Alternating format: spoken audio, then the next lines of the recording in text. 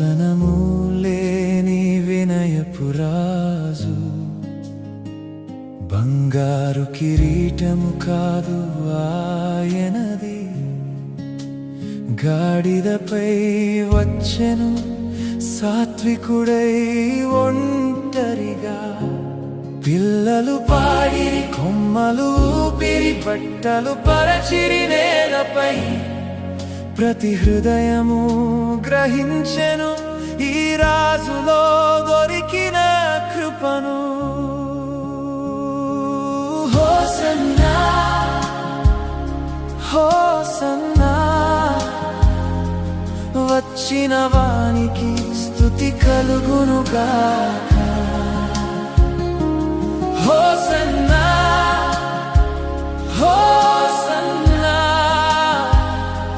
ఆయన నామమును మహిమపరచెదము.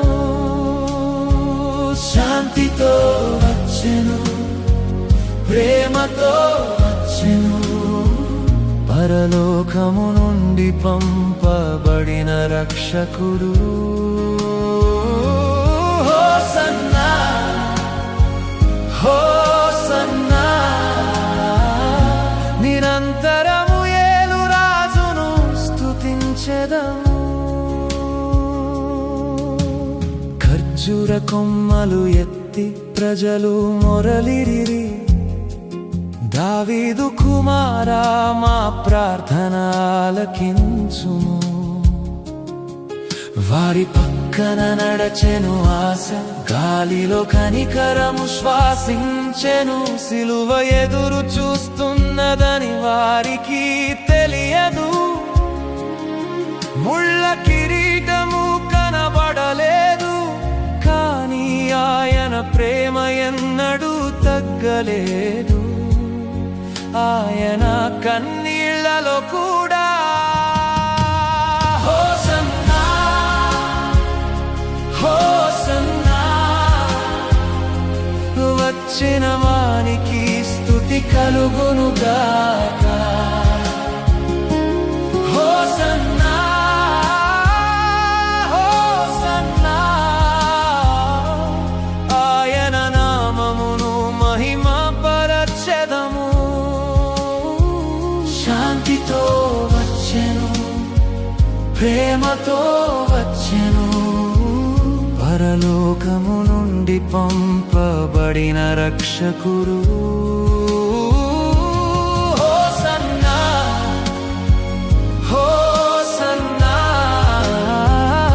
నిరంతరము యేలు రాజును స్తుతించెదము.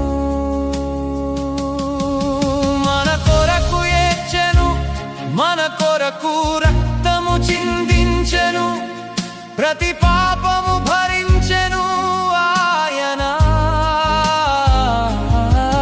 సంకెళ్ళు తెంచెను, మన పేర్లు పిలిచెను, వెలుగును లోపలికి ప్రవహింపజేసెను.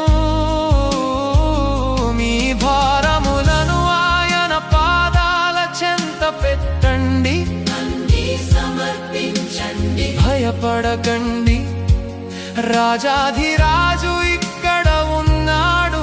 ప్రతి బద్దలైన హృదయమును, ప్రతి నిశ్శబ్ద కన్నీటిని తుడవడానికి. ఇప్పుడు మనము మళ్ళీ కొమ్మలు పెదము. కొమ్మలు మాత్రమే కాదు, మన జీవితాలనే వాటిని క్రింద పెట్టి విడిచిపెట్టి పునరుత్థానుడైన రాజు రాకను చూడండి. ప్రతి భాష, ప్రతి దేశము, సూర్యుని క్రింద ప్రతి ఆత్మ, శాశ్వతమైన ఉత్సవములో చేరండి. పరిశుద్ధుడైన పునరుత్థానుడైన వానిని స్తుతించండి. హోసన్నా హోసన్నా,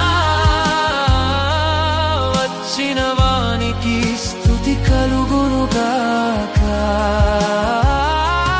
హోసన్నా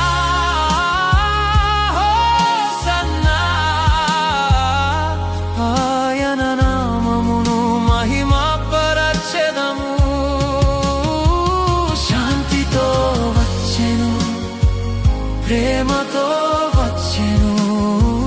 పరలోకము నుండి పంపబడిన రక్షకుడు